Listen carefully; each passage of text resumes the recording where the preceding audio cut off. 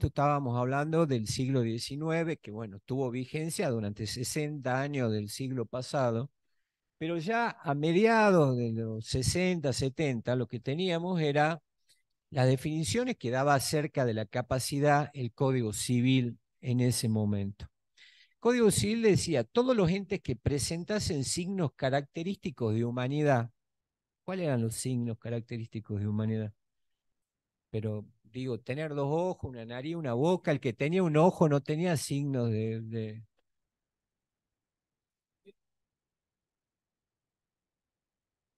No, sí, claro, pero ¿a qué voy? Digo, sin distinción de cualidades o accidentes son personas de existencia visible. Eso fue fuertemente criticado, no en ese momento, sino con respecto a cuál era por ahí el estándar de derecho que se estaba trabajando. Obviamente que esto tenía que ver una concepción interna, con una concepción interna de la persona y no todavía con el sistema internacional de derecho. ¿Se entiende? Porque acá ni en cuenta teníamos a la persona como centro de imputación de todos los derechos. Al contrario, nos manejábamos con ese prejuicio de quién tenía pinta de ser persona y quién no tenía pinta de ser persona, asumiendo que una mujer podría engendrar seres vivos que no sean personas y por lo tanto no tendrían derechos esas personas. Pero esto también estaba válidamente aceptado, no era cuestionado. Artículo 52. Eh, Esto es importantísimo para que lo puedan entender. Ustedes lo van a recuperar después cuando vean la parte general de derecho civil, pero está bueno que lo vayan incorporando desde ahora. El Código Civil decía en el artículo 52 que las personas de existencia visible son capaces de adquirir derechos o contraer obligaciones, que se mantiene en el Código actual. Pero agregaba, se reputan tales los que en este código no estén declarados, no estén expresamente declarados incapaces.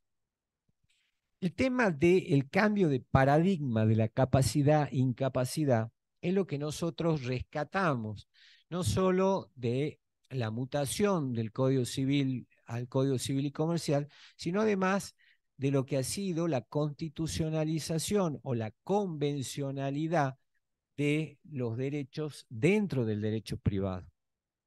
Porque antes, como esta materia era una materia regida propiamente por el Estado, los tratados de derechos humanos todavía no tenían demasiada incidencia en la época que estamos hablando. Ustedes van a ver, si hacen un repaso de la dinámica de la relación internacional del Estado, hubo muchos tratados que se suscriben en la segunda mitad del siglo pasado que van a ser ratificados después de 10 años, digamos, van a entrar en vigencia mucho tiempo después de que fueran firmados. Obviamente, nosotros teníamos una situación de emergencia institucional, no teníamos Congreso, por lo tanto no había ratificación de los tratados, no había aprobación por leyes.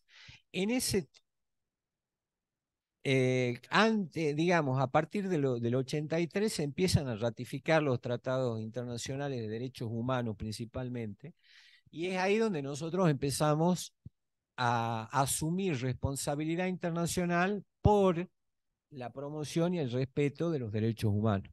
Pero de hecho, la legislación civil en este momento tenía como principio esto de que artículo 53 le son permitidos todos los actos y todos los derechos que no le fueran expresamente prohibidos, independientemente de su calidad de ciudadano y su capacidad política. Tienen incapacidad absoluta las personas por nacer, los menores impúberes, los dementes y los sordomudos que no saben darse a entender por escrito. Si nosotros pensamos hoy desde una perspectiva de derechos humanos, los términos que utilizaba el código, obviamente que no responden a ninguno de los estándares internacionales. O sea, hablar de dementes es como hablar hoy de discapacitados. Y lo escuchamos continuamente como la propiedad de una persona viene a reemplazar el sujeto, porque en definitiva Si una persona tiene discapacidad, esa discapacidad sería un accidente de esa persona o una característica de esa persona. No es una discapacidad para todos los aspectos, es una discapacidad específica para determinados aspectos. Pero los medios de comunicación, los medios sociales, hablan de discapacitado, discapacitada, y el sujeto, la persona, ¿dónde está? Digamos, eso nos toca a nosotros, que nos estamos formando en el campo del derecho, en el campo jurídico, de rescatar siempre el concepto de persona. Igual que hablar de los menores, durante muchos tiempos cuando nos referíamos a las personas menores de edad, decíamos los menores.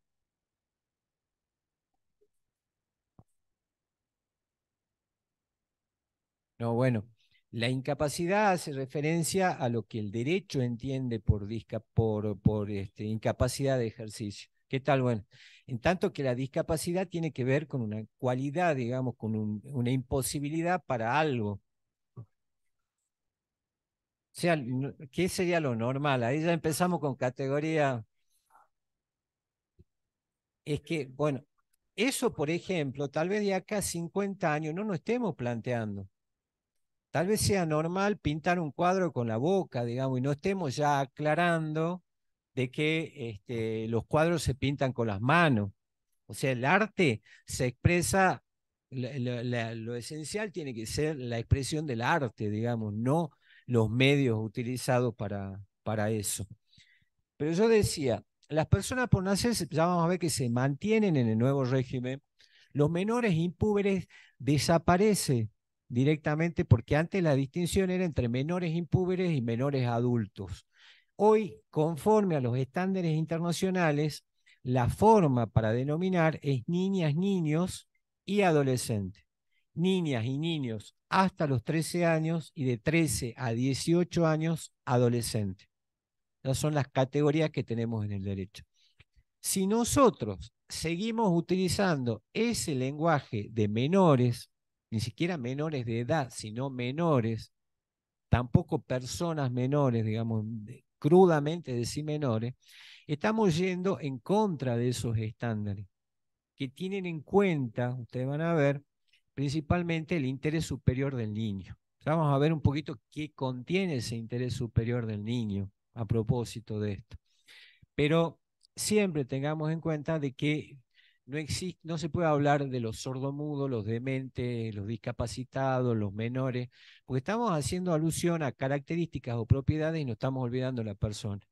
Es como que la característica o accidente, digamos, de esa persona se la terminó fagocitando. La categoría de dementes ya no existe, eh, felizmente no existe, porque también tiene que ver con un momento determinado, ¿no? Hoy hablamos de el rasgo positivo que es la salud mental, pero no estamos haciendo referencia a la demencia en el sentido de peligrosidad como se entendía en ese tiempo. ¿Por qué? Porque cuando uno pensaba en la demencia o en los dementes, pensaba en personas que tenían que ser aisladas, porque no habían alcanzado los requisitos necesarios para estar en convivencia. Fíjense que esto de aislar seguramente nos va a remitir también a las personas privadas de la libertad. Digo que el régimen no es muy distinto, ¿no? Cuando uno, digamos, verificaba lo que era la situación cuando eran hospitales monovalentes, mal denominados neuropsiquiátricos, neuroloqueros, como se los nombraba ya por los 70, digamos, uno veía que eran personas que estaban privadas de la libertad y que recibían además tratos inhumanos y crueles. Personas que por su peligrosidad eran atadas a los respaldares de las camas, personas que hasta en algunos lugares se les aplicaba electroshock para poder calmarlas, digamos, para poder trabajar o gestionar la ansiedad que esa persona sola no había podido alcanzar. Entonces, cuando pensamos en esto, no podemos seguir pensando en derechos humanos si no vamos resolviendo estas cuestiones. Al día de hoy no nos sigue quedando todavía ese prejuicio de lo que es la salud mental por un lado y lo que es la salud en general por el otro. Hoy tenemos una ley de salud mental que nos habla de que los hospitales tienen que tener un área reservada para salud mental. y no ser monovalentes como el caso que tenemos nosotros del hospital, ¿ah? Del hospital Sequeiro. Muchas gracias. Sí, pero no, sigue manejando internaciones, digamos. No tiene tratamiento ambulatorio. Y sigue con la particularidad de que son tratamientos psiquiátricos lo que domina la mayoría de la oferta que tiene como hospital. El tema de la salud mental, a propósito, ha tenido esta transformación en el sentido de que hoy se la aborda desde lo multidisciplinario y no exclusivamente desde la medicina psiquiátrica como se hizo siempre. Eso le dio un lugar preponderante a los médicos psiquiatras porque eran aquellos que intervenían cuando supuestamente era necesario medicar a la persona o de algún modo controlar las emociones que esa persona no podía gestionar por sí misma. Entonces, hoy en el abordaje nosotros tenemos por igual la participación de equipos que incorporan trabajadoras sociales, trabajadores sociales, psicólogos, psicólogas, enfermeros, enfermeras, digamos, sociólogos, sociólogas. Tiene que ver con un problema más complejo que no es el problema de la persona. Y va desapareciendo de a poco esa idea de peligrosidad de una persona que tiene algún tipo de padecimiento mental. Pues siempre se pensó de que, bueno, el que tenía un padecimiento mental era una persona peligrosa y había que cuidarse de esa persona. Hoy, por suerte, vamos eliminando esos prejuicios y a medida que lo hacemos vamos evolucionando en términos de humanidad y en términos de reconocimiento de derechos humanos. Ahí estamos haciendo una ampliación como tal. Bien, cuando hablaba eh, la, de la incapacidad, el Código Civil hacía referencia, por un lado, a lo que era la situación de los menores y por el otro lado, a lo que él denominaba como demente. En el caso de los menores, distinguía entre menores impúberes que prácticamente realizaban todos los actos a través de sus representantes y los menores adultos en los que tenían un poquito más de libertad. Pero todavía la idea de autonomía, que es la que surge del derecho de los tratados internacionales de derechos humanos, no había sido incorporada. Todavía se piensa en el sentido de la protección de esa persona que tiene una incapacidad. Y en el caso de los dementes, o de lo diríamos hoy de las personas con algún padecimiento mental, el régimen anterior tendía a reemplazar por completo la voluntad de esa persona. Una vez que se declaraba la situación de demencia, esa persona iba a ser asistida en todos sus actos, o iba a ser reemplazada, mejor dicho, en todos sus actos civiles por un curador designado por el juez. Pero había una declaración de demencia, fíjense ustedes qué duro que suena hoy también, ¿no? Eh, Uno tendría que replantearse por ahí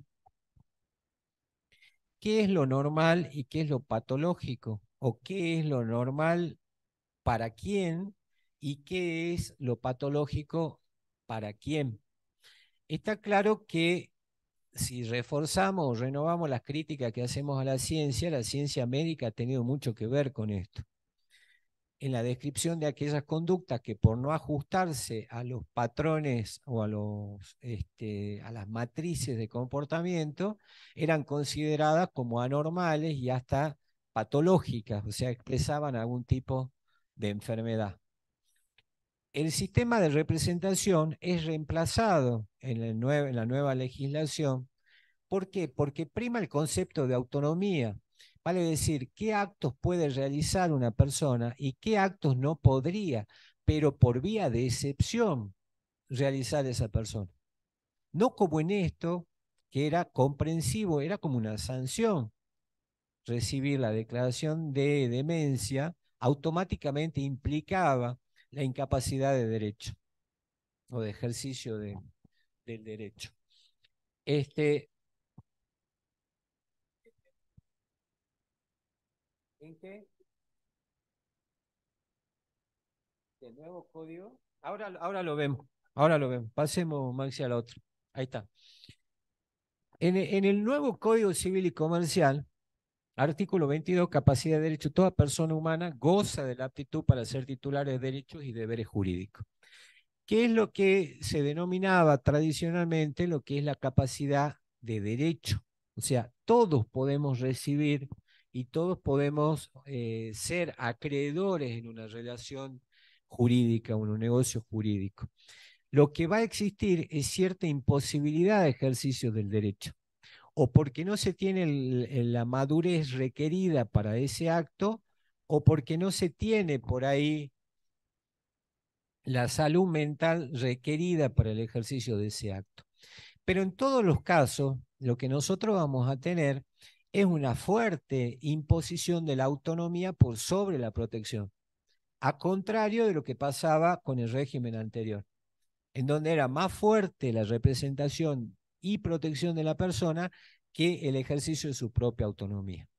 Entonces, en este desplazamiento, en este cambio de paradigma, nosotros vamos a encontrar, por ejemplo, artículo 23, capacidad de ejercicio. Toda persona humana puede ejercer por sí mismo sus derechos, excepto las limitaciones expresamente previstas en este código y en una sentencia judicial. Si nosotros por ahí remembramos lo que habíamos trabajado en su momento, no sé si recuerdan, de la causa legal y la causa judicial para que una persona pueda ser privada o en cierta forma restringida en el ejercicio de sus derechos, vamos a ver que vuelven a aparecer estos elementos. Solamente podrá declararse incapacidad o limitación en el ejercicio de un derecho si es que hay una norma que así lo prevea y siempre que exista una sentencia judicial en tal sentido. Personas incapaces de ejercicio, ahora en el nuevo Código Civil y Comercial, son la persona por nacer, se mantiene, la persona que no cuenta con la edad y grado de madurez suficiente, con el alcance dispuesto en la sección segunda, y la persona declarada incapaz por sentencia judicial en la extensión dispuesta en esa decisión. Fíjense que antes la declaración de demencia era absoluta. La persona solo podía ejercer los actos civiles a través de un representante que era el curador que el propio juez le designaba. A partir de ahora, como la excepción a la regla de la capacidad es la sentencia judicial, el juez deberá decir para qué actos específicos esa persona se encuentra incapacitada. Y además, cuáles son los tipos de apoyos o salvaguardas que necesita para poder ejercitar esos derechos. Pero en modo alguno se suprime su autonomía. En modo alguno esa persona alcanza una sanción de incapacidad absoluta. ¿Se entiende? Entonces, cuando se hace la presentación para la declaración de la capacidad o de la incapacidad en este caso, habrá que decir primero y demostrar qué tipo de padecimiento tiene esa persona y cómo se vincula o qué relación causal o de causa-efecto existe entre ese padecimiento y determinado acto jurídico.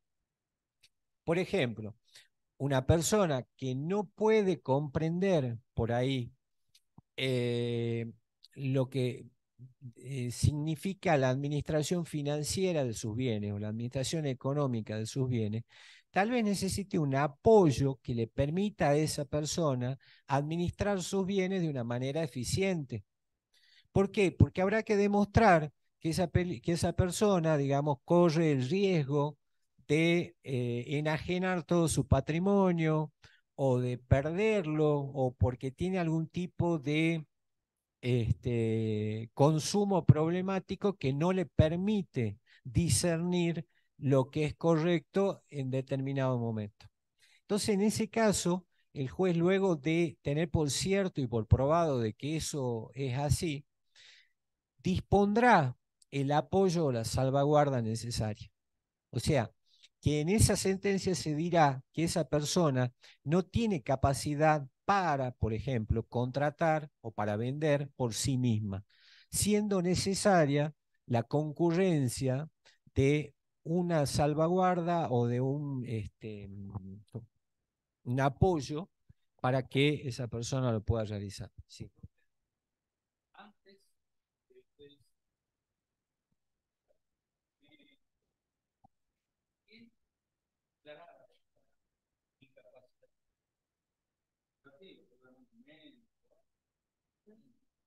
no, no, no. Antes. Generalmente, lo que se hacía, exactamente.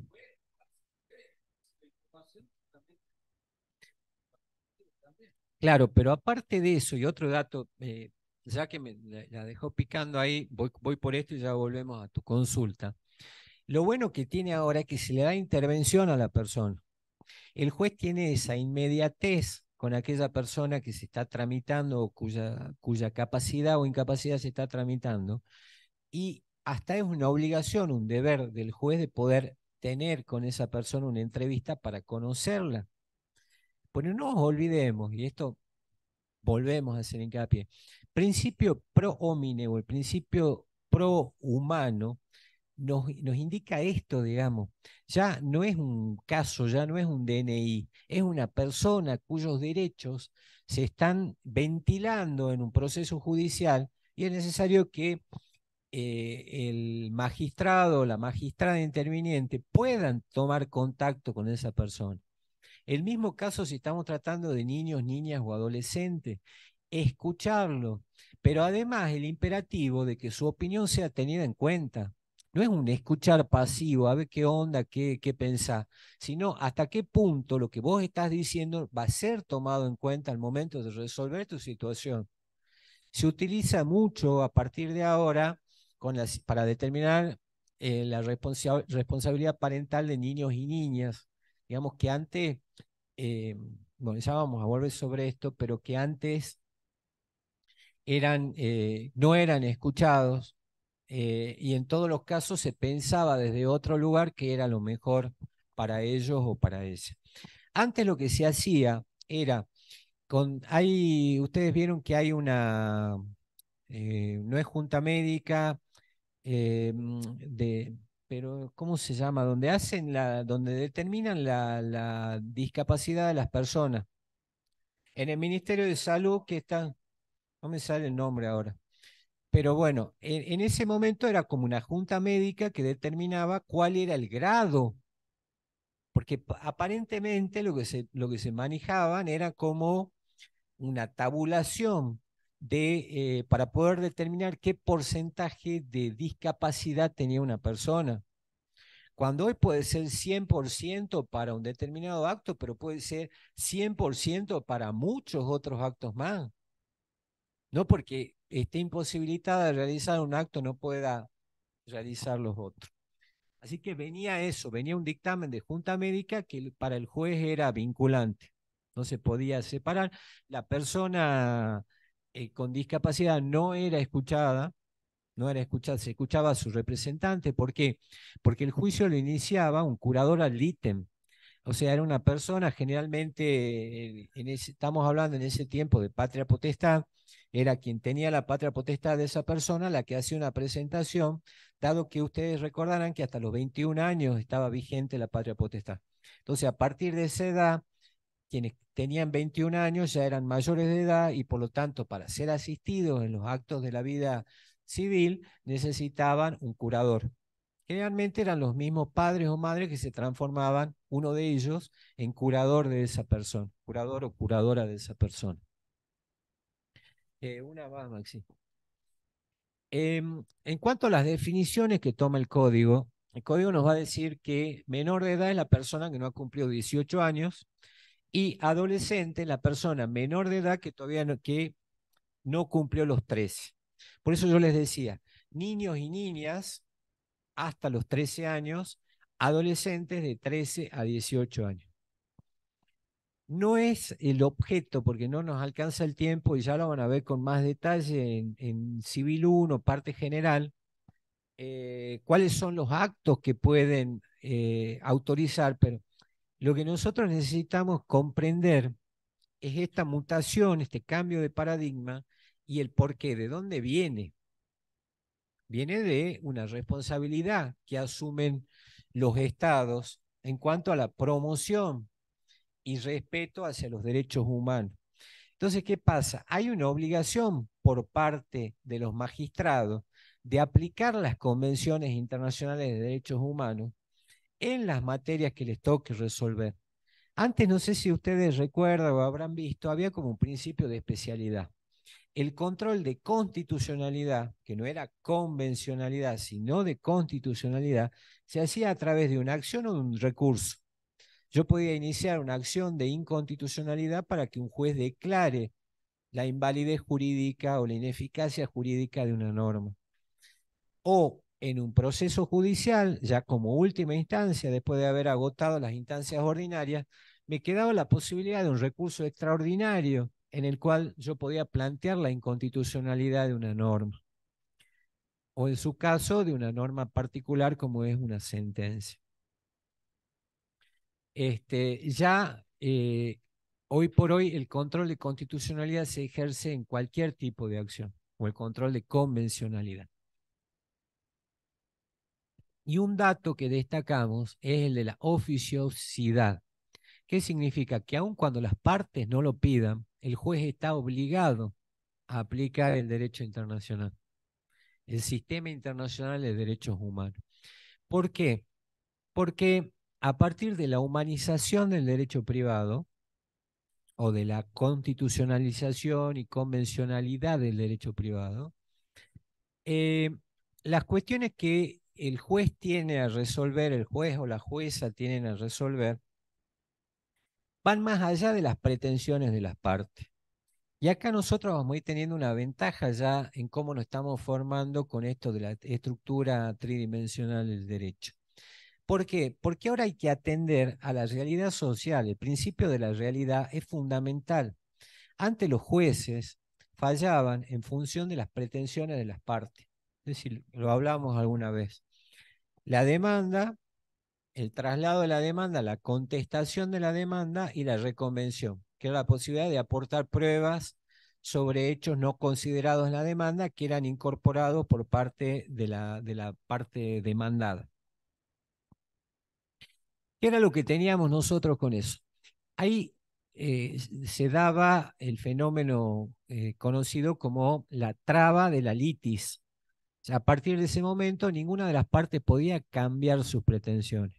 Quedaban definitivamente cerradas las expectativas y los derechos de las partes en cuanto a lo que podían argumentar.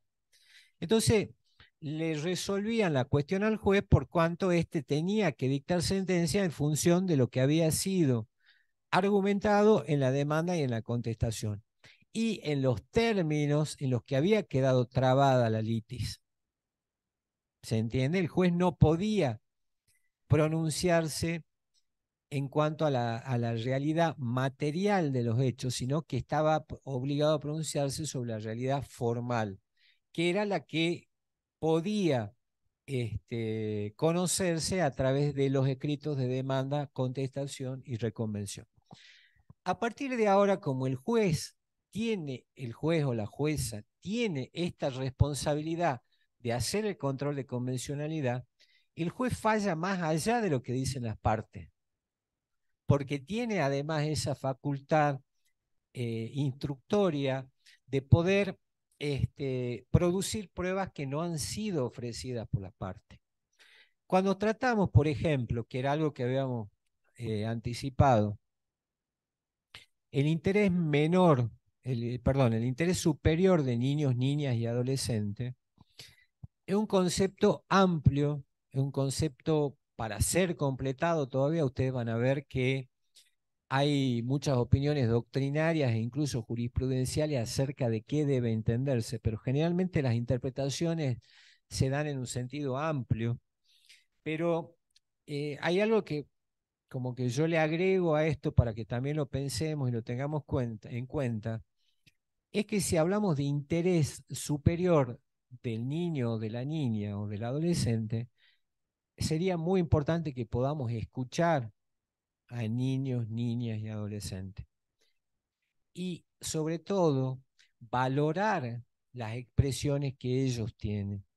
Y en su caso, aun si van en contra de nuestros prejuicios o de nuestra interpretaciones que como adultos o adultas podamos tener, aplicar esas opiniones o esas expresiones al momento de resolver los juicios.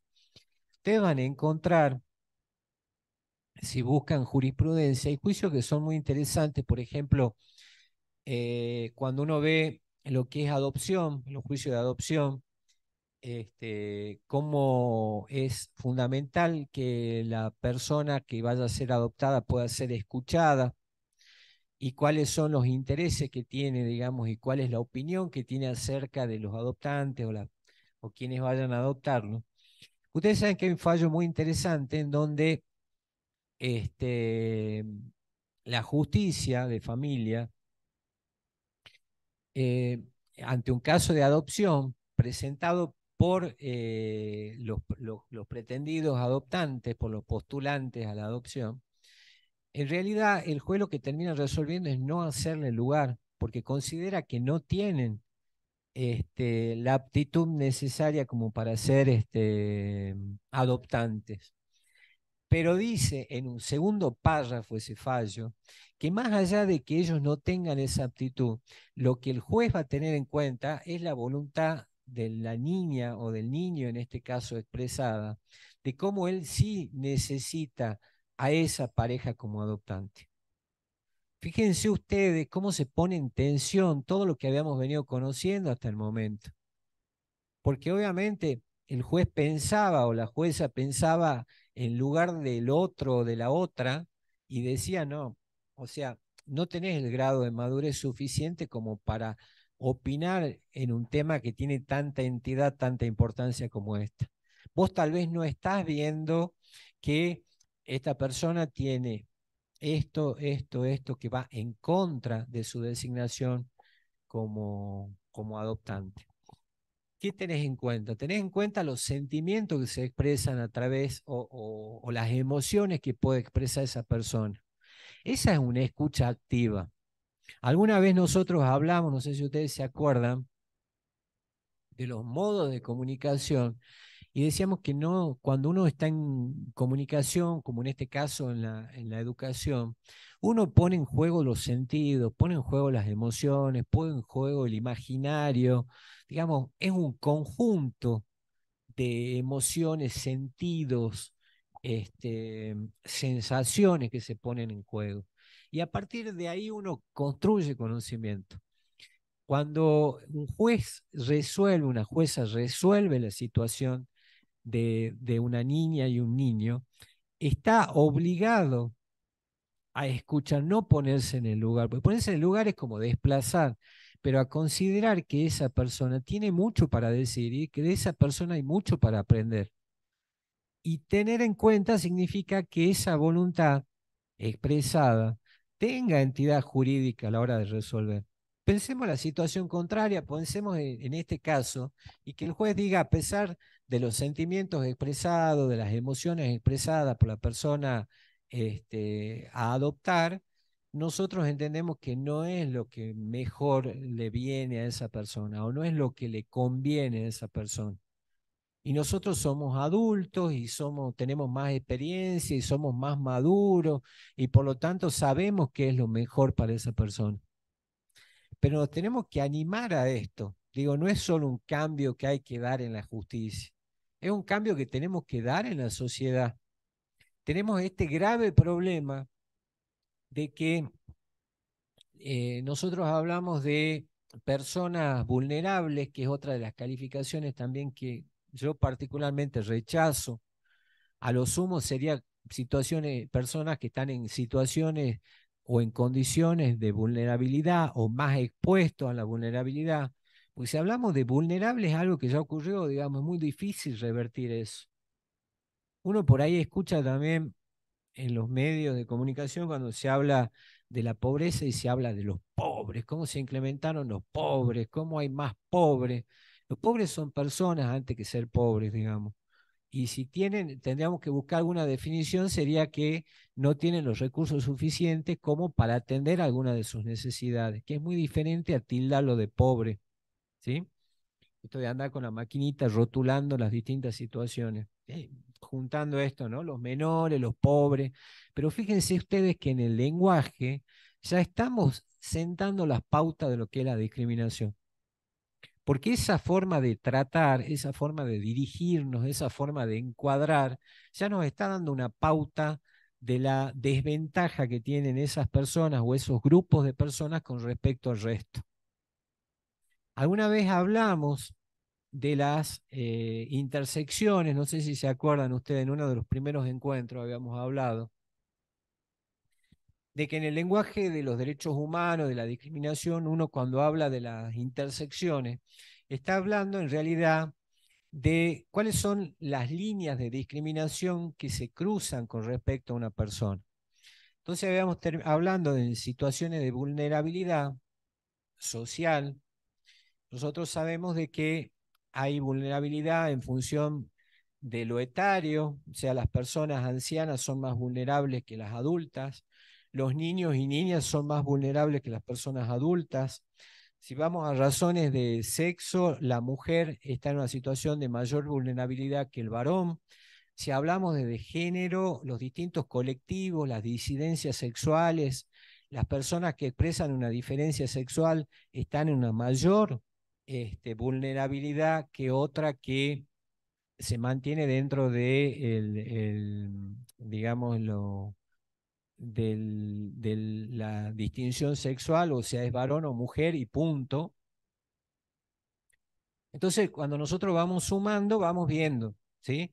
Entonces, mujer, anciana, perteneciente a un pueblo originario, digamos, va sumando condiciones de vulnerabilidad en una sola persona. A esas condiciones, si la atravesamos con el tema de la pobreza, estamos hablando de que hay como una exponencial situación de vulnerabilidad de esa persona. Porque no es que se van subsumiendo las distintas cuestiones. No es que la mujer subsume el hecho de ser indígena, el hecho de ser no blanca, el hecho de ser del interior, de ser del campo, digamos, no. Cada una de esas situaciones de vulnerabilidad se van potenciando a través de estas intersecciones que se dan en la persona. Entonces, cuando uno trabaja en materia de discriminación, lo que tiene que ir haciendo es ir tratar de ir resolviendo cada una de esas situaciones de manera particular, que es la forma de tener un análisis integral, holístico de la situación de esa persona y al mismo tiempo de ir encontrando respuestas adecuadas a cada una de esas situaciones. Volviendo al tema, la escucha activa es súper importante. Hoy si nosotros tenemos que pensar en un nuevo rol de las personas que ejercen la magistratura, tendríamos que pensar no tanto en su expertise en el derecho, sino más bien su expertise en las ciencias sociales. ¿Qué posibilidad de trabajar con otras disciplinas? ¿Qué posibilidad de desplegar los sentidos para estar atentos, digamos, para ser sensible a esas demandas que se van expresando? No tanto la toga y lo que representa la toga y la biblioteca y un escritorio de madera antiguo, sino más bien cómo podemos facilitar el diálogo con aquellas personas que tienen una situación o que viven una situación de discriminación. Cómo abandonar por ahí criterios objetivos de lo que nosotros entendemos que es lo mejor para esa persona, abandonar esa actitud paternalista o maternalista que tenemos nosotros en el sentido de seguir pensando en lo proteccionista y no en la autonomía de las personas. Es más importante protegerla que escucharla. Es más importante salvarla de los peligros en los que pueda estar que dejar que exprese su autonomía acorde a la edad que tenga esa persona. Un dato que vamos a dar como importante también en esto es el de la capacidad progresiva. O sea, una persona puede tener determinada incapacidad a los 10 años, pero ir superándola a medida que va cumpliendo más años. Entonces, no es la misma capacidad la que se puede tener a los 12 que a los 10, pero tampoco podemos hablar en términos absolutos. Habrá que atender cada situación en particular, digamos, el grado de madurez que puede tener cada una de esas personas.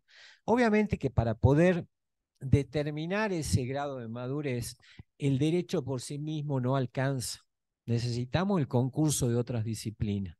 Necesitamos la intervención de profesionales de las ciencias de la salud, de la sociología. Necesitamos el aporte de esas otras disciplinas para poder integrar esa realidad, porque si no siempre la vamos a ver desde la norma y nos vamos a estar olvidando lo que es la dimensión sociológica y la dimensión diquelógica, ¿no? Que es tan importante, ¿sí? Empezar a pensar, había algo que estaba muy piola, que era como que el problema que tienen los niños, niñas y adolescentes es de que nadie los tiene en cuenta, digamos, la sociedad no los tiene en cuenta, la escuela no los escucha, es muy difícil que puedan tener una dinámica interactiva en la escuela, generalmente van a aprender a la escuela, no van a enseñar, y el mercado no los incluye. Está bien, estamos hablando de niños y niñas que tienen que estudiar, capacitarse, no trabajar y todo eso. Pero si ellos cuando terminan esta instancia de preparación no alcanzan un grado académico, sus posibilidades de inserción en ese mercado laboral son muy escasas, digamos, la forma en la que se condiciona. Volviendo a lo que vos decías, creo que la respuesta no la tenemos que buscar en el derecho. Para mí la respuesta está en lo social, digamos, lo que nos pasa como sociedad. Y tendríamos que cambiar tal vez desde esa dimensión sociológica. Eh, Fíjense ustedes que en la definición, esta es la última. A ver, pasemos a la otra. Esta, de las reglas generales, artículo 31. La restricción al ejercicio de la capacidad jurídica se rige por las siguientes reglas generales. Esto es re importante y capaz que lo vean en un segundo parcial, probablemente lo encuentren en algún segundo parcial. A, la capacidad general de ejercicio de la persona se presume la capacidad general de ejercicio de la persona, aun cuando se encuentre internada en un establecimiento asistencial. Aún en ese caso, recuerden que hasta que no haya sentencia judicial, esa persona mantiene la presunción de capacidad. Solo cae la presunción con una sentencia. B, las limitaciones a la capacidad son de carácter excepcional y se imponen siempre en beneficio de la persona. O sea, nunca como un castigo para la persona como pasaba antes, nunca como una sanción, siempre a su favor, principio pro homine, siempre, siempre. C, la intervención estatal tiene siempre carácter interdisciplinario, lo que venimos hablando, tanto en el tratamiento como en el proceso judicial. Siempre equipos integrados por profesionales de distintas disciplinas. D, la persona tiene derecho a recibir información a través de medios y tecnologías adecuadas para su comprensión. Obviamente que la expresión de la voluntad tiene que estar asistida, digamos, no es qué onda, qué opinas, sino qué opinas de una manera informada. Algo parecido al consentimiento informado. Digamos, conocer cuáles son los alcances de la medida que se está por adoptar y en su caso cuáles pueden ser las consecuencias jurídicas que se deriven de esa situación. La persona tiene derecho a participar en el proceso judicial con asistencia letrada que debe ser proporcionada por el Estado si carece de medios. Y por último, deben priorizarse las alternativas terapéuticas menos restrictivas de los derechos y libertades. ¿Sí? Evitar entonces la hospitalización, evitar la patologización. Hay algo que es interesante, que por ahí ya se los dejo porque vamos terminando, pero que tiene que ver con esto de las construcciones sociales acerca de la salud y la enfermedad. Hoy en día no está tan claro qué aparece como un rasgo distintivo de la personalidad, perdón, de aquello que aparece como este, una afección de esa personalidad o algún tipo de eh, enfermedad, si se quiere, desde la mirada de la salud mental. Clásicamente, históricamente, la tendencia ha sido de que todo aquello que no se amoldaba a lo normal era considerado anormal. Digamos, ustedes vean por ahí, repasen algunas grandes personalidades que se han distinguido en la ciencia, generalmente es porque han ido en contra de lo que todo entendía como normal. Todos entendíamos como normal, o aunque no hayamos estado en esa época, no hagamos cargo. Entonces, empezar a entender de que la diferencia tiene que ver con un rasgo distintivo de la personalidad y no con una patología. No es que soy diferente pues estoy enfermo. ¿Se acuerdan que alguna vez hablamos acá de la diferencia de disidencia sexual y decíamos que quienes tenían por ahí una preferencia sexual contraria al varón o mujer era una persona enferma que tenía que ser tratada, ¿sí? Pensar de que es un rasgo distintivo. Pero no solo lo dejemos con el género, pensemos en todos los ámbitos.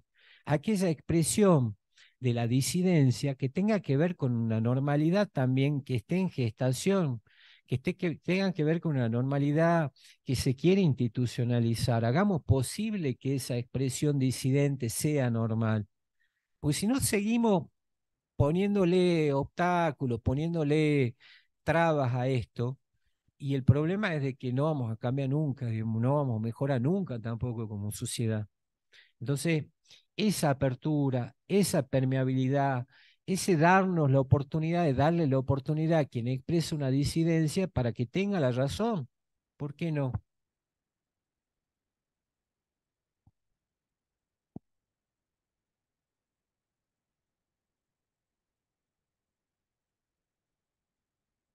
Exactamente, no. No, porque tenemos que tener en cuenta el efecto, la publicidad que tiene la ascendencia. Digamos, dar a conocer, porque eso obviamente se tiene que registrar para que el día de mañana no haya terceros o terceras personas desprevenidas que contratan con alguien que tenía una declaración de incapacidad para ese tipo de actos, ¿no? O sea, anular.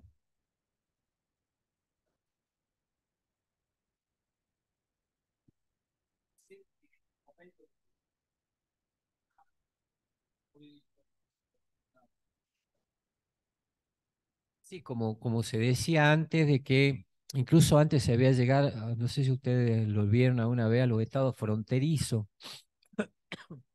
Había como la demencia era la regla,